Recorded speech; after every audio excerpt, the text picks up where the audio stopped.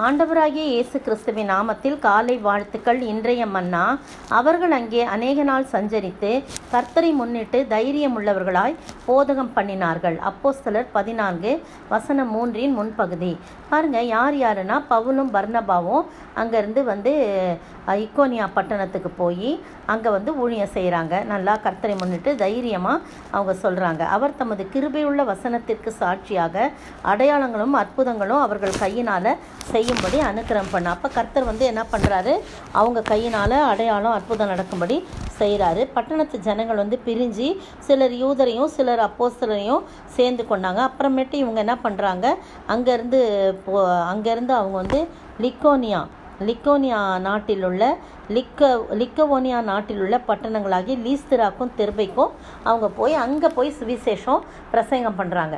அப்போ என்ன ஆகுது, லீஸ்திராவில் ஒருவன் தாயின் கர்ப்பத்தில் வயிற்றிலிருந்து பிறந்தது முதல் சப்பானியாய் இருந்து ஒருபோதும் நடவாமல் கால்கள் வழங்காதவனாய் உட்கார்ந்துருந்தான். பவுல் பேசுகிறத கேட்டுக்கிட்டே இருக்கான். பார்த்திங்கன்னா, கால் நடக்க முடியாது, பிறந்ததுலேருந்தே அப்படி தான் இருக்கான். அப்படி இருக்கும்போது அவன் பவுல் பேசுகிறத கேட்கிறான். அவனை பவுல் உற்று பார்த்து ரட்சிப்புக்கேற்ற விசுவாசம் அவனுக்கு உண்டென்று கண்டு. பாருங்கள், உற்று பார்க்கும்போதே அவங்க எப்படிலாம் கவனிக்கிறாங்கன்றத பவுலுக்கு ஆவியானவர் உணர்த்துறார்.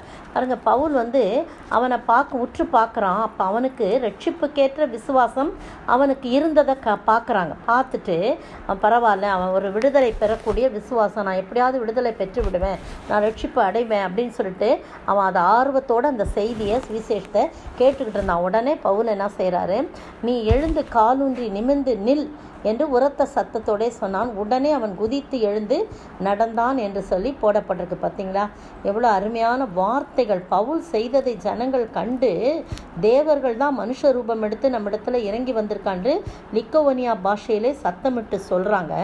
பர்னபாவை யூபிட்டர், அதாவது ஜூபிட்டர் ஆங்கிலத்தில் என்றும், பவுல் பிரசங்கத்தை நடத்தினவனானபடியால் அவனை மெர்க்குரி என்றும் சொன்னார்கள். பாருங்கள், அவங்கெல்லாம் நினச்சிட்டாங்க, ஐயோ பிறவிலேயே சப்பானியான் தான், நம்ம மத்தியில் இருந்தான், கொஞ்சம் கூட கால் வழங்காத, அவனால் நடக்க முடியாது, அவன் ஒரே வார்த்தையில் எழுந்து குதித்து நடக்கிறானே அப்படின்னு சொல்லிட்டு தேவர்கள் தான் மனுஷ ரூபம் எடுத்து வந்திருக்காங்க அப்படின்னு சொல்லி லிக்கோவனியா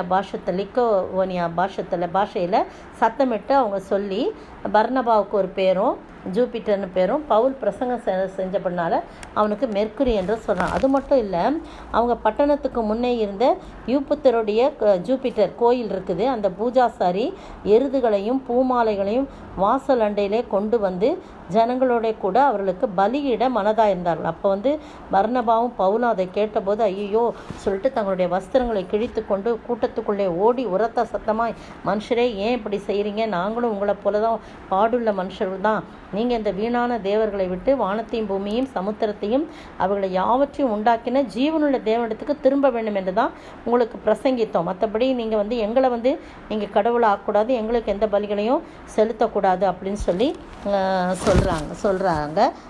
அவர் சொல்கிறாங்க. அது மட்டும் இல்லாமல் 17ஆம் வசனம், அவர் நன்மை செய்து வானத்திலிருந்து மழைகளையும் செழிப்புள்ள காலங்களையும் நமக்கு தந்து ஆகாரத்தினாலும் சந்தோஷத்தினாலும் நம்முடைய இருதயங்களை நிரப்பி இவ்விதமாய் அவர் தம்மை குறித்து சாட்சி விளங்க பண்ணாதிருந்ததில்லை என்றார்கள். இப்படி அவர்கள் சொல்லியும் தங்களுக்கு ஜனங்கள் பலியிடாதபடிக்கு அவர்களை அமர்த்துகிறது ரொம்ப அரிதாக இருந்தது, ரொம்ப கஷ்டம். ஏன்னா பலியெல்லாம் செய்ய வேணாம், நாங்களும் உங்களை போல பாடுள்ள மனுஷர் தான், நீங்கள் ஆண்டவராகிய இயேசுவை தெரிந்து கொள்ளுங்கள், அதை தான் உங்களுக்கு நாங்கள் பிரசங்கமாக நாங்கள் சொல்கிறோம் அப்படின்னு சொல்லி அவங்கள அமர்த்துறது ரொம்ப கஷ்டமாயிடுச்சான். எதுக்கு இதை சொல்கிறோன்னா, அவ்வளோ தைரியமாய் கர்த்தரை முன்னிட்டு தைரியமாய் பிரசங்கம் பண்ணும்போது அங்கே கர்த்தர் என்ன செய்கிறாரோ அற்புதங்களும் அடையாளங்களும் நடத்துகிறார். நீங்களும் நானும் ஆண்டவருடைய சமூகத்தில் தைரியமாய் கர்த்தருடைய வார்த்தையை பகிர்ந்து கொள்ளும்போது கர்த்தர் நடத்துவார். கர்த்தர் அநேக அற்புதங்களை அடையாளங்களும் நம் மூலமாக செய்யறதுக்கு ஆண்டவர் கிருபை செய்வார். நம்ம அதுக்கு தகுதி கிடையாது, ஆனால் அவரை முன்னிட்டு நாம் சாட்சி தைரியமாய் சொல்லும்போது அவர் நம்மை நடத்துகிற அதிசயமான ஆண்டவர், அதிசயங்களை நடப்பிக்கிறவராயிருக்கிறார். அந்த ஆண்டவரை நோக்கி பார்ப்போமா? அதிசயங்கள் செய்கிறவர் நம் அருகில் இருக்கிறார், அற்புதங்கள் செய்கிறவர் என்றும் நமக்குள் வசிக்கிறாம். குருடருக்கும் செவிடருக்கும் சுகம் தந்தார் அதிசயம்.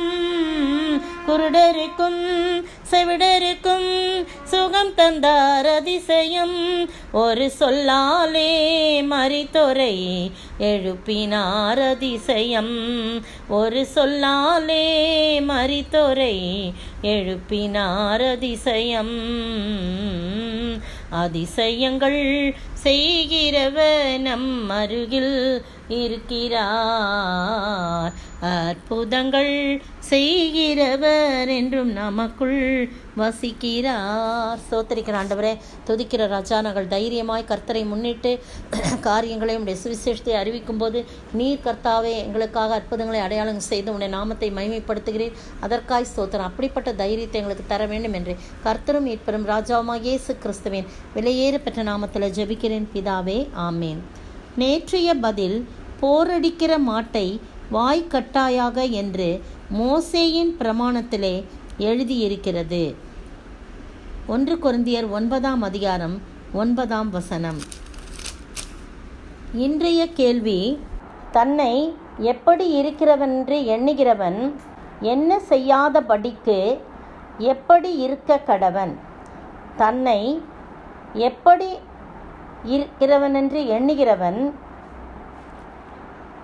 என்ன செய்யாதபடிக்கு எப்படி இருக்க கடவன்?